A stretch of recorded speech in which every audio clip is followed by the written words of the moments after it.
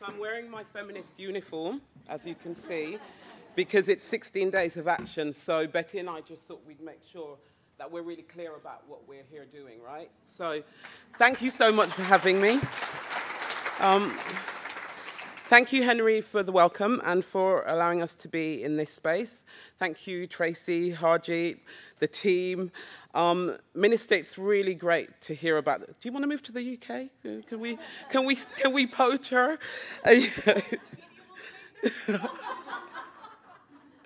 Okay, so it's really fantastic to be here, particularly during 16 days of action. But before I go any further, what I want to do is I just want to acknowledge, because for me it's really important that we ground ourselves in what we're doing. So before the next couple of days are out, we know that there will be a number of women who will continue to be harmed. We know that there are women who won't survive the next couple of days. And we know that there are children that will be harmed. We know that there are girls who won't make it through because they will be forced into a marriage, or they will experience female genital mutilation, or they will be sexually exploited. And I'm not saying that because I'm trying to add a downer. I just think it's really important for us to contextualize ourselves within that, but also to pay tribute to those women and girls, to those survivors, to those who didn't make it. And also, for me, it's really always an honor to be among people that are doing the work. So I also want to pay tribute to you, because the work that you do, as Tracy said, as the minister said, makes a difference. It is actually life-changing work. And I know that because I'm constantly talking to women who were saying, if that worker hadn't had that conversation with me, I wouldn't have been here today. So thank you. So just a little bit in terms of my presentation. What I'm going to do is I'm going to focus on some of the issues and challenges around doing prevention work, and I'm going to talk about some of the work that's happened in the UK. I work for an organisation called IMCAN, as has already been explained. Now, our work is focused on the needs and aspirations of black and minority ethnic women. And in the UK, and particularly organisations like IMCAN, we use the term black in the political sense. So it's to encompass all women whose stories originate from Africa, Asia, the Caribbean, South America, indigenous peoples of Australia, North America, and the islands of the Atlantic, Indian, and Pacific Ocean.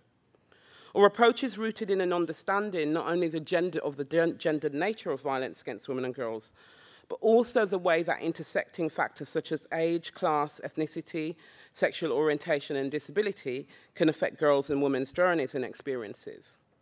As such, we really focus on promoting the leadership, autonomy, and self-determination of black and minority ethnic women and girls. And for us, we're really clear, like we're a global majority, we're not a minority, but we realize that politicians like us to define ourselves as a minority, and so sometimes it's helpful. So, just to say. In terms of the End Violence Against Women Coalition, I'm really proud of who we are as a coalition, because we were the first coalition in the UK to think about how we could bring together women's sector organisations, rape crisis services, women's aid organisations, perpetrator programmes, and human rights organisations and trade unions, all with the explicit idea that ending violence against women is indeed possible. And so that's who we are. We use a human rights approach, and we work around an integrated approach to violence against women and girls. So we don't do domestic violence over there and sexual violence over there and female genital mutilation over there. We really look at, and that's not about not honouring the specialisms, but we really look at actually what's happening in terms of all of those issues. So, can I move on to the next slide? So who's controlling the whizzy thing? Have I got it? Ah, fantastic. I didn't even know that. No? Ah, there we go. Okay, so when we talk about violence against women and girls, and I know that people say violence against women and children, and we have organisations in the UK that do that. For us, this is much more about a human rights approach, and so it's not about negating the experience of children as children of, you know, kind of women who are experiencing violence. This is very much about looking at the gendered nature of violence. So we really focus on using the UN approach, which is thinking about violence against women and girls as a cause and consequence of gender inequality. So it's really about thinking about how this is inextricably linked to women and girls' status in society. Now, there's a way sometimes that even if you're doing this work, that you deal with it as if it's inevitable, right? Because, you know, sometimes you're seeing it all the time and you're like, actually, this is never going to stop. For us, what we're doing is we're saying, actually, no, it isn't inevitable. And we really need to, none of us got into this work thinking, actually, I don't want this to end. We all got into this work going, I want to be out of a job. My ideal scenario would be to go and write a book on the beach. I don't want to do this. I do this because it's important, and I do this because we have to, right? So the other thing to think about is that apart from everything that we know about how costly this is in terms of human suffering and human life, we also know that it's really costly financially. Like it's, and I know it's not sometimes great to talk about that, but this does have huge economic consequences for any country, for any state, for any organization. Now, within violence against women and girls work, one of the things that we know, because we've been so busy cleaning up the mess, and it's right and proper that we've been doing that, that very often prevention has been deprioritized. Or we just like, you know, sometimes people go, who has time to think about, hello, you know, woman coming to refuge, woman in crisis, woman phoning, you know, actually what I'm doing is advocacy with her. Prevention is nowhere near what I'm thinking about. And it makes sense, but one of the things that we said is we really need to stop just putting a Band-Aid on this. We actually have to imagine a different world. So just to contextualize this within the international context, there is really, really good stuff out there in the human rights frameworks that focuses on preventing violence against women and girls. So actually, most states who have signed up to things like the UN Declaration on Violence Against Women and Girls, Beijing Platform for Action, would at least be saying one of the things that I'm committed to doing is creating an equal world for women and girls. And some of that is actually thinking about how we prevent violence against women and girls from happening in the first place. So how am I defining prevention today? So the way that I'm defining prevention is violence against women and girls, preventing it before it happens, yes? So before it occurs, that is by identifying and addressing its underlying causes and promoting shifts in the social environment that ultimately reduce the number of new incidents of violence against women and girls. And that definition is taken from the expert group meeting report. There was an expert group meeting held in Bangkok last year in preparation for this year's Commission on the Status of Women, which is where Tracy heard me speak. And we got together as a group of experts just looking at how do we change the landscape? How do we stop dealing with this as if it's inevitable? So one of the things that we had to acknowledge is that this is not a level playing field. For violence against women and girls to occur, you need to have some kind of backdrop. Like, how is this happening over and over again, right? So one of the things that we had to recognize and acknowledge, and all the experts came to that meeting going, structural inequality, we were like, okay, yeah, but what does that mean? So we know that irrespective of how evolved a community might be, and Canada apparently is really great societally, right? People say wonderful things about the UK as well, and I go, yeah, that's fantastic. But I know the dirty underbelly of our society, which is we have really well-established beliefs and norms about how women and girls should be treated, about where we belong. And I'm not saying that we haven't made changes. Of course we have. But we are nowhere near the place that we need to be where actually, you know, men aren't questioning women's rights to be in particular spaces, where women aren't questioning our own rights to be in particular spaces, where actually in a heterosexual context, the roles at home are very, very well defined. You know, there's lots of stuff that we're dealing with all the time. So we haven't completely dealt with that. In fact, we've just kind of put a dent in that. Legislative frameworks which support gender imbalances. So one of the things that we've noticed is governments might do really great domestic violence legislation, but have done nothing to address the gender pay gap, right? So there are different ways that inequality runs through our societies. And then we've got those wonderful justifications. It's about religion, or it's just my culture, Or better still, it's just their culture. And in my experience as a black woman, very often it's only black and brown people that have culture, apparently, right? It's just us over here, yes? So, you know, so it's what they do, those peculiar brown people, right? And the other justification that we're seeing a lot now is it's about free speech. So I can say anything that I want to say about women and girls, and it's about free speech. And I can sell women and girls in a particular way, and I can go, it's about free speech, right? And so the other thing that we had to grapple with, and we continue to grapple with, is this idea of the conducive context. So what is the context that is having this happening? And inevitably, we had to think about media messages. Okay, so I'm sorry, this is going to be a little bit uncomfortable. I don't have anything particularly graphic, but I want to show you this stuff because this is what the normal world looks like. Because sometimes when you do this work, you stop looking. That was an ad for Dolce & Gabbana jeans. It got banned eventually. I don't know if you can see it properly, but it was called the rape ad. Because what you have is you've got one man holding a woman down, and you've got a whole group of guys standing alongside. That was an ad for, I don't know if, I'm assuming Mercedes-Benz is a luxury cars here. So that's an ad for a Mercedes-Benz where he's looking down at her, and actually her face is covered with a magazine with a picture of the car. That was all over the internet quite recently, just talking about how you could get consent, and you could get consent by covering her face with chloroform. And I'm going to talk about hardcore pornography in a minute. That's from Grand Theft Auto. Anybody got young people? I've got an 18-year-old son. Okay, Grand Theft Auto, great video game. You get points for killing prostitutes. And that's Katy Perry. We love Katy Perry. Now, that really interesting thing, because this is it's interesting, there's no disrespect to Katy Perry, but one of the things that happened with that particular video, California Girls, is she is, in loads of points in the video, she's in this candy world, right? So it's really appealing in terms of children. It's pink, fluffy, etc., etc. She's laying naked on a candy floss cloud. Women are being unwrapped from sweetie wrappers. That's a poster that I managed to get banned in the UK. It was actually at street level, all over London. And it was for a band called Steel Panther, and the song was called Steel Balls. Now, I was driving down the road with my son, and I think he was about 16 at the time, and he went, "What is that?" And I went, "Ah." And so I complained, and they took it down.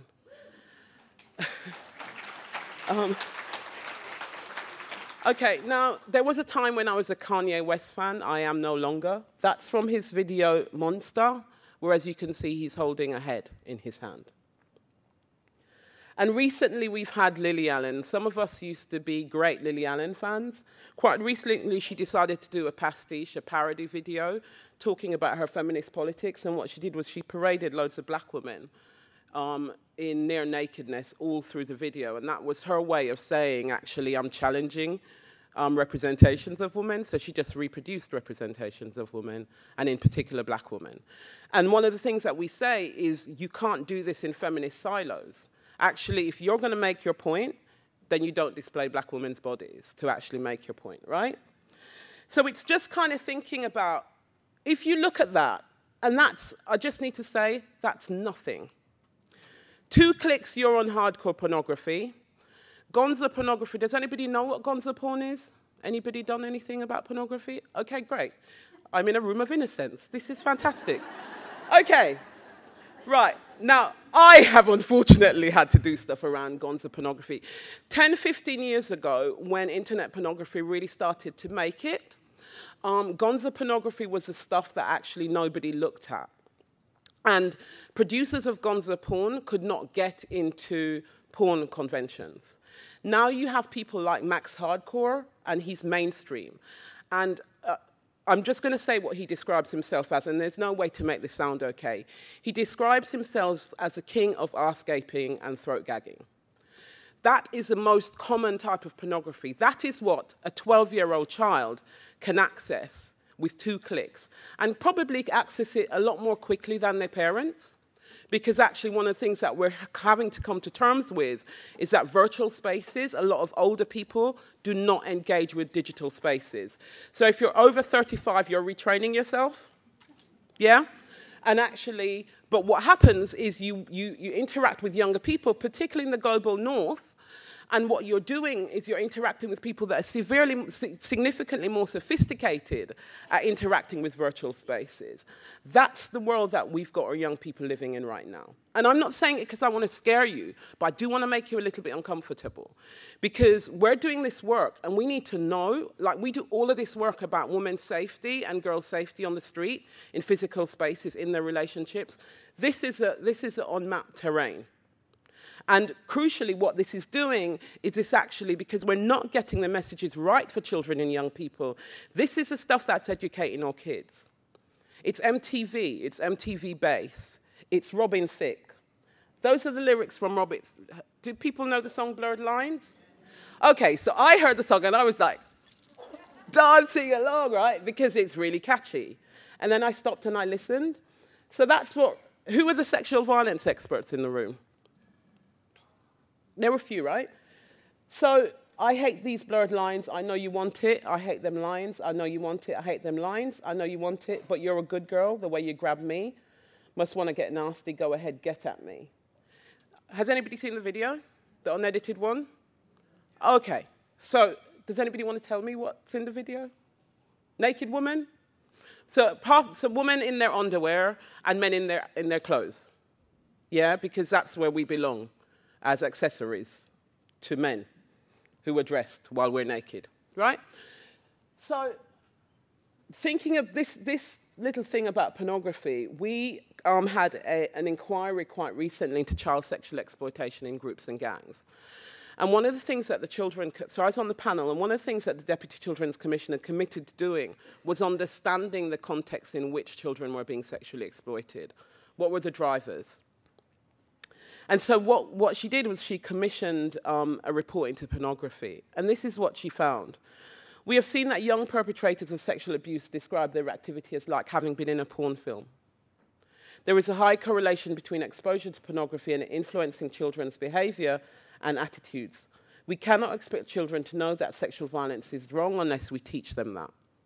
Right, so I'm not trying to prove causation. I'm not trying to prove causality. I'm not doing that. What I'm talking about is that correlation. That thing of if you've got that stuff out there and you're not actually talking to young people. When we were doing the inquiry, I did some stuff with young gang members. And I thought I knew, I'd done a lot of work on pornography quite recently, and I thought I knew a lot about what the world was like. And then these young men said to me, oh, well, when you're on your own, you watch normal porn. And then when you're in a group, you watch the more graphic, hardcore stuff. And I had assumed it would have been the other way around, right?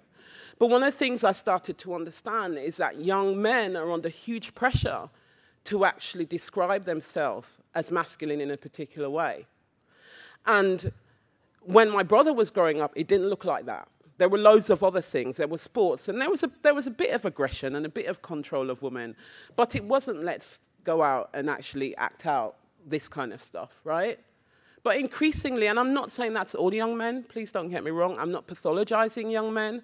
I'm just saying that actually what we're doing, or what the thing that we have to be accountable for, is how much we're grooming our young men to be perpetrators by actually creating this context where what we're saying is for you to be a real man, you have to behave in a particular way. You've got to prove your sexual prowess. And the way to do it now is to do it in such a way that looks a little bit more violent, a little bit more aggressive.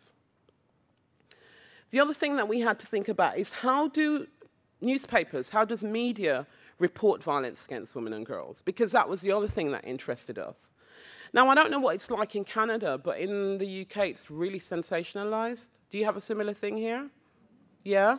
So that story there, 6 footballers jailed over gang rape of 12-year-old girls in Midnight Park orgy. I should let you know that that's a fairly reputable newspaper. And the other thing that we have around the reporting of violence against women and girls is the stuff around minority communities. So, you know, Muslim convert. You know, that's the kind of language that we have. So the way that we engage with violence against women and girls in the media is not from a perspective of, let's talk about masculinity, let's talk about structures, let's report it in terms of what's happened. It's how can we get a really, really good story that actually grabs media attention and that paints particular men as deviant rather than talking about patriarchy or those particular structures. And so in the UK, what we have is high levels of abuse. 1 in 3 girls experience unwanted sexual touching in schools. 1 in 3 teenage girls experience sexual violence from a partner. Over 20,000 girls under 15 are at risk of female genital mutilation in the UK every year. In 2011, there were 1,468 instances where the Forced Marriage Unit, which is a government initiative, gave advice or support, and that doesn't include the support being provided by activists and by specialist providers. And do you have the term sexting here? Yeah. Right, so sexting is often coercive and linked to harassment, bullying, and even violence. So one of the things that we had to get our head around is that when I was growing up and you went home, if you had a boyfriend and you went home, your boyfriend might try and phone you or might try and turn up, but your boyfriend did not have unlimited access to you. The unlimited access that we have now for young people in terms of mobile phones, in terms of Facebook, in terms of those facilities, those structures, which are great. I love Facebook, I love Twitter, and I'm not putting down my mobile phone for anybody. But there is something about how those structures facilitate violence and how we haven't caught up. You know, it's just like we're probably about 10 years behind as a sector, realistically. But that's the good news. Yeah? So now that I've depressed you, we really are clear, though, that it's a tall order, but violence, a different world is possible. Violence against women and girls is not inevitable. However, what we do need to do is we need to start thinking about how do we approach this from every possible angle, because actually this is coming at us like this. It's speeding up. We're not always understanding what we're dealing with, and so how do we make sure that we're really creative? I don't know, can everybody see that? Is the writing clear? I'm going to try and go through key bits for you. So this was a framework developed for the End Violence Against Women Coalition by an academic called Carol Hegeman-Wine. She does loads of stuff that's focused on creating change. And so over there, I wish I had one of those pointers, where you've got the blue bit, what that looks at is overall structures in the social order.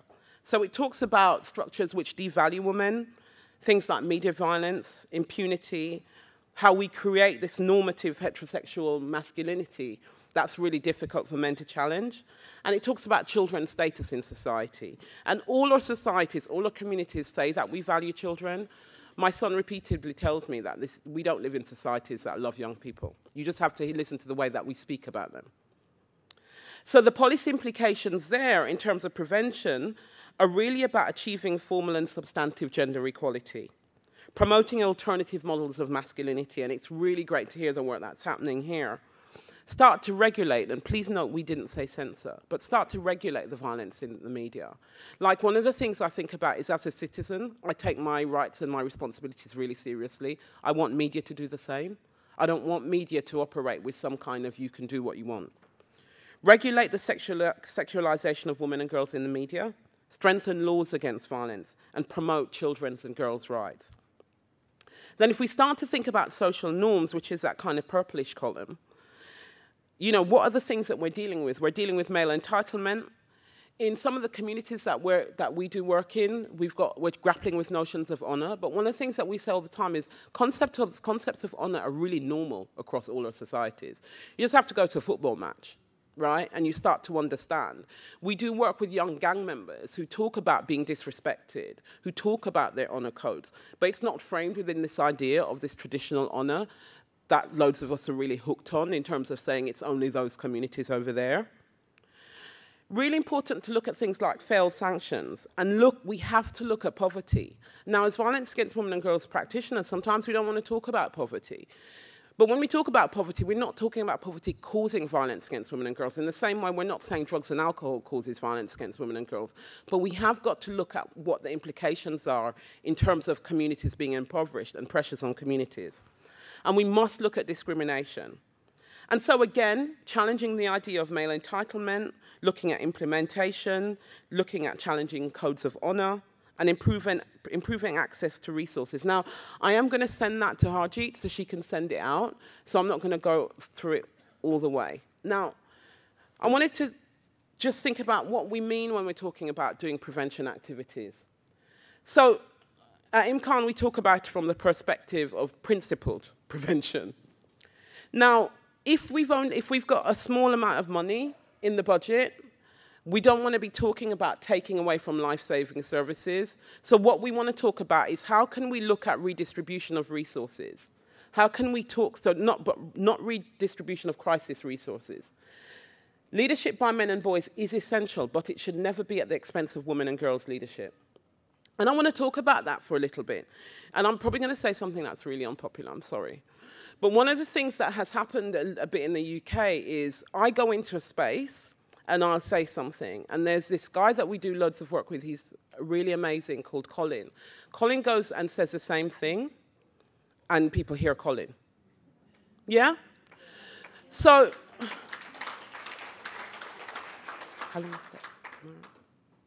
okay.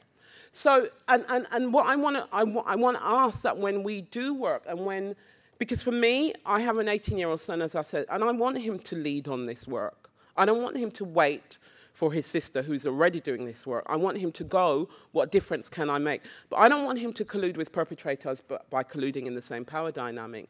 And I also want him to acknowledge when he goes into spaces that he gets listened to differently from me and that he gets privilege in a way that I don't.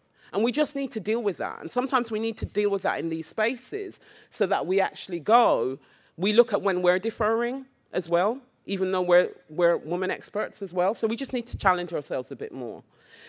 One size really does not fit all. Now, I'm a black feminist. I take a particular approach. My parents are from the Caribbean. There's a way that we know the world. Now, I am the epitome of hybridity. I'm not interested in us fixing cultures in our mind, but we do need to think about difference. And we do need to think about how we facilitate spaces that promote community leadership and autonomy. So the last thing for me that works, and I say this in terms of my Jamaican communities in the UK, is somebody parachuting in and describing how it should be done. But what works is a conversation, what works is partnership, and what works are creating spaces, and what works is us defining our relationship with human rights, us defining our relationship with substantive equality. I've said human rights approach earlier, but the key thing for me is also reflective practice. Why are we doing it? What are we doing? How are we doing it? And are we getting carried away with ourselves? Are we replicating structures of power and control again? Because we do that in this sector sometimes.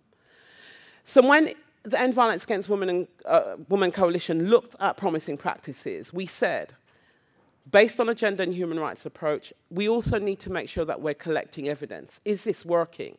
How does this contribute to the existing knowledge base? We want to make sure that we develop programs that are sustainable and replicable. And we also need to do, as I said earlier, enable excluded sectors of society. Who are your LGBT activists that are doing work around violence against women and girls? Who are the women? Who are the activists that are focusing? In the UK, we say disabled women, but who are the activists that are focusing on women with disabilities? What's happening in terms of young people? Are young people leading the work, or are we talking at young people? Because we can sometimes be experts at going, this is how the world should look. And in my day, we were doing it so much better. And then the young person shuts off, and that's the conversation closed out, right? Promote community ownership, and as I said earlier, partnership working. Okay, so we did this at the End Violence Against Women Coalition. It's called Deeds and Words. And what we did was we monitored our government. They did not like us. We monitored our government in terms of how they're doing around violence against women and girls. And what we then started to do was call on people to actually not just talk about this. So, again, thinking about public campaigns, we've done a lot of public campaigning around drink driving. Did you do that here? Seat belts, smoking. Okay, so we know we can do this stuff, right? It's really not rocket science. We know we can. I know that in the UK, The seatbelt campaign saved lives. I know that. I know people who actually refused to wear their seatbelt. And actually, after a while, those commercials started to hit home, right? Work in schools. Now, SRE at home is sex and relationships education. We cannot change this landscape unless we do work in schools. Like, it's ridiculous for us to keep going, let's just do it out there. It has to be integrated into our school spaces. It has to be part of the curriculum. We talk about a whole school approach because we say it can't just be if you have assembly on a Monday morning, somebody from your local rape crisis comes and has a conversation. It needs to be all the way through if we're committed to actually creating change. Tackle misogynistic media messages through media and social media. Okay, so I have to tell you, we're doing this campaign at home called Rewind and Reframe. And I've got little leaflets. And one of the things that we're doing is we're challenging racism and sexism in music videos. Can you imagine how that's going down? Okay, so what we have on one side is we've got loads of non-BME feminists going, why are you talking about racism? And we're going, whose bodies are on display? And actually, this is not just about rap music, hello, you know? What we think it's really important that you don't take this really linear, you don't adopt this linear space. So look at what's going on. How are trans women being represented in anything? You know, how are black women being represented? How are young women's bodies being presented in music videos? And so we're running this campaign that is really about taking on the music industry for our sins, right? But one of the things that we're asking at the moment is at least that we have ratings on music videos. So you've got ratings on movies, you've got ratings, you know, you've got Watershed, you have particular things that can't come on television, but on YouTube, you can access pretty much anything, right? And on Vivo, you can really access absolutely anything. We have a video that came out 3 years ago in the UK for a R&B song, and it was a porn video. And I'm saying it actually was a porn video. That's the thing. And the artist released it, and he released it on Twitter. He has a huge following of young people. And actually, within minutes, what you had was the young people filming themselves watching the video. Community programs. So I don't know if people have heard about Bell Bajao in India. Really, really fantastic, the Ring the Bell program. And the thing that we've been doing at IMCAN is we've been doing a lot of stuff around community mobilization. So we've been training women who are survivors or women who are interested in doing this work to go out and carry out awareness-raising programs in everything from community organizations to mosques. And the women have said, for them, it's been completely life-changing, but what we've got is really good feedback in terms of things like preventing forced marriages. We can't, down the bottom, we've got women's services. This can't work if we haven't got those end violence against women's services, right? Because where are people going to go? And who knows this work? You're the experts, so we need your expertise to do this. So almost done now. What can we all do? Develop really clear messages. We get really muddled around this sometimes. We get really like, what is this about? It is really okay to talk about equality. I know it's not popular at the moment, but we do kind of want to, we need to say that. We need to say that we want an equal world. I don't think we can do work around violence against women, violence against girls, violence against children without talking about gender. And I know that that's not popular, but it really helps if we're really clear about gender. It really helps if we talk about dominant masculinities. We might not want to frame it that way in a commercial, but actually there's something about critiquing that and being really clear that this is not about having a go at men. It's talking about actually how our societies have been constructed. It's really important to work in partnership because there might be a bit of expertise. My expertise is around, you know, a lot of stuff, including black women's issues, but there are whole areas that I just don't know and I don't understand. I've never done perpetrator work. And so for me, when I'm doing work around men, what I'm doing is I'm engaging with the people that are doing perpetrator work. Complain to your different regulatory bodies. You know, when I said that thing came down, I complained. That's what I did. That's how they took it down. Support work in schools that is rights-based. We need to get this stuff in schools.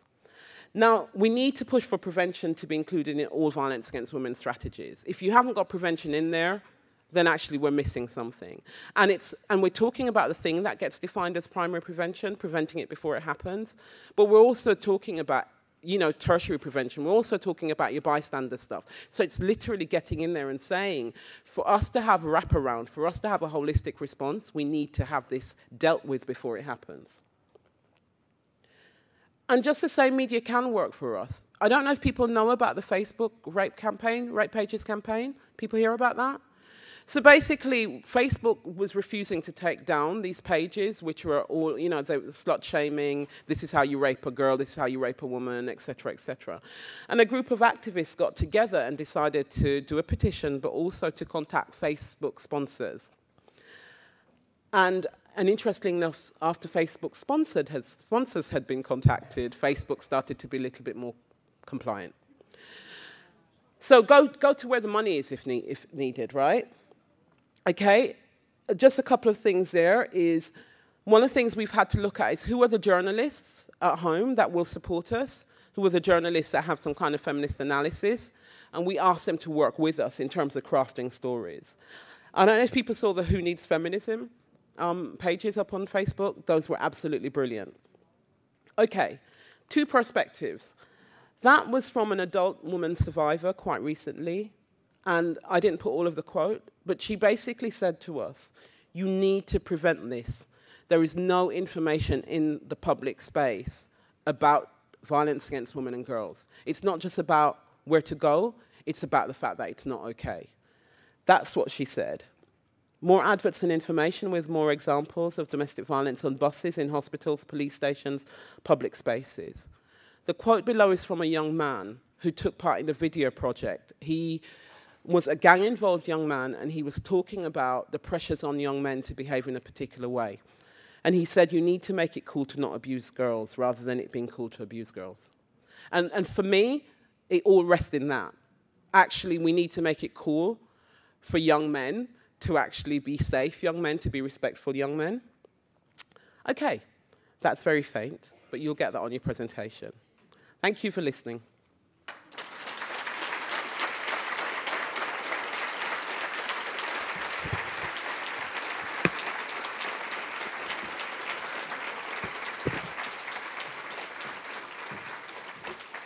And just to say, I have loads of these, so you can have a look. This is the one about the music video campaign, so I'll just leave it on the front table there so people can just pick some up.